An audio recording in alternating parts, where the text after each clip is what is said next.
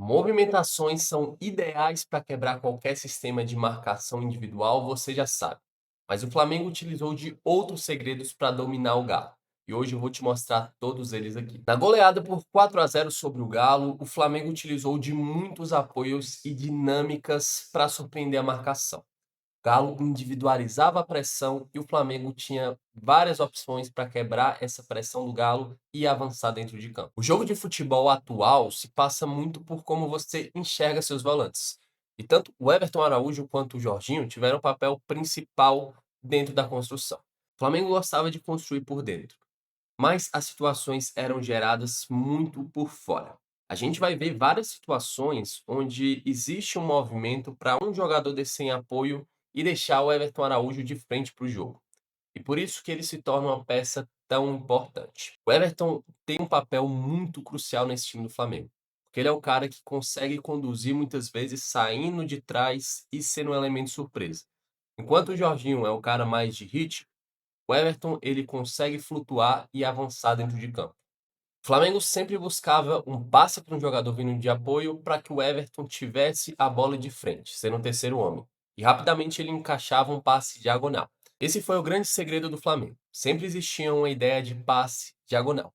E para isso eu tenho que explicar o quanto isso é importante. Bem, o passe diagonal ele carrega uma vantagem que pouca gente fala, mas que é muito efetiva. Se você está curtindo o vídeo, não esqueça de curtir e se inscrever. A gente traz uma análise por semana e dá muito trabalho. Então, se você não quer perder vídeos como esse, curta e se inscreva. É isso, vamos voltar pro vídeo. Imagina comigo um time que se defende em zona. É muito difícil você achar esse passe nas costas porque existe uma ideia que a linha balança.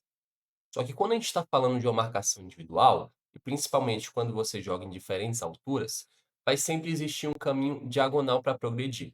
E é isso que muitas equipes fazem. Eles constroem o meio-campo de uma forma que o primeiro volante esteja numa altura mais recuada e o segundo em uma altura um pouco mais alta. Isso gera dúvidas. Enquanto o adversário vai acompanhar e o outro fica, existe um caminho diagonal que você pode construir tabelas e avançar dentro de campo. E com tanta mobilidade e jogadores criativos e talentosos, o Flamengo utilizava isso como uma forma de progredir dentro de campo.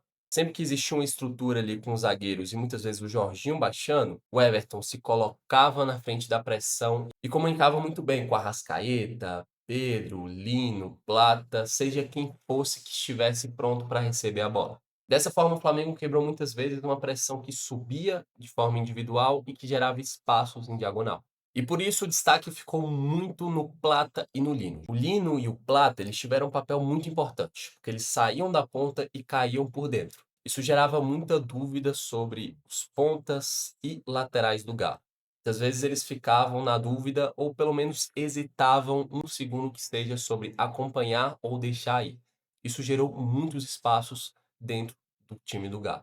Quando a gente pega um pouco também da construção por fora, o Flamengo gerou vantagem justamente por conta desse ponto. Sobre esse momento que existia um pouco de hesitação nos pontas do Galo entre ficar ou saltar, os laterais do Flamengo geravam vantagem. A gente viu principalmente o Jorginho caindo no lado esquerdo e começando jogadas em que ele conectava com o Alexandro e caía numa zona em que principalmente o lateral e o extremo do Galo tinham dúvida. O extremo era atraído por dentro em situações pelo Arrascaeta ou por outros jogadores que caíam por ali, enquanto o lateral do Galo ficava muito distante para saltar, porque ele tinha que cuidar da última linha.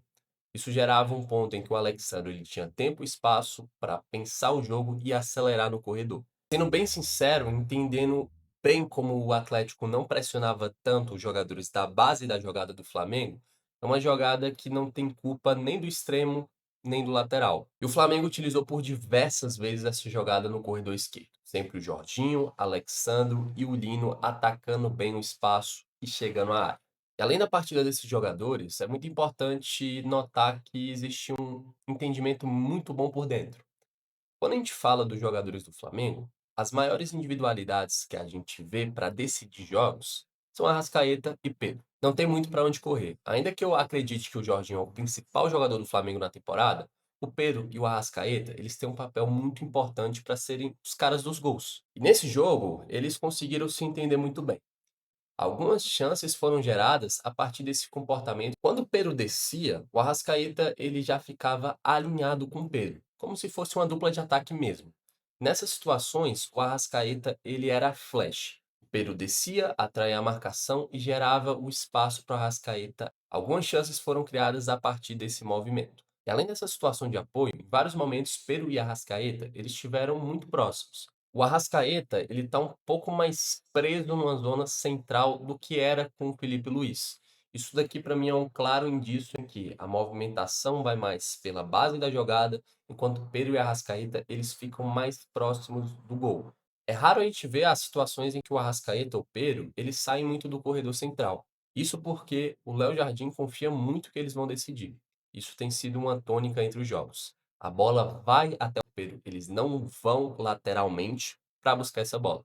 Ainda que eles possam descer um pouco para ser uma opção de passe um pouco mais fácil, é muito raro ver eles saindo ali do corredor central para ir para o corredor lateral. Nesse momento da estrutura, é muito bom a gente perceber como funciona o Flamengo. Existem algumas posições que mexem um pouco. Na base da jogada, a gente vê os dois zagueiros, Léo Pereira e Léo Ortiz. Eles vão ser os caras do equilíbrio. Então, eles ficam de frente para o jogo. Ainda que existam algumas variações no losango, quando os volantes baixam, essa é a ideia principal. Depois, a gente vai ver que existem triângulos formados no lado do campo.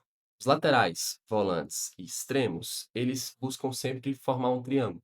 Isso para dar sequência ao time. Eles se movimentam e têm algumas rotações, principalmente para desequilibrar os adversários. Agora, quando a gente olha mais próximo do gol, a gente pode ver que Pedro e Arrascaeta estão no corredor central.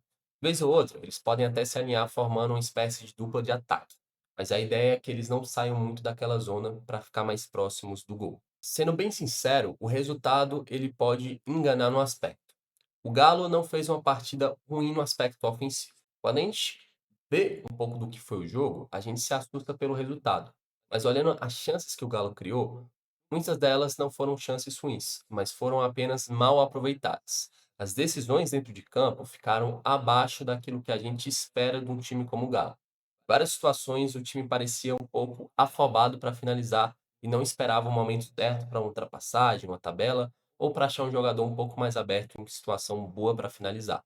Do ponto de vista ofensivo, isso ficou muito nítido nesse jogo. Em diversas situações o Galo poderia ter esperado mais, gerado uma chance um pouco diferente e acabou tendo pressa para finalizar. É muito estranho a gente ver que um time que foi goleado teve mais finalizações.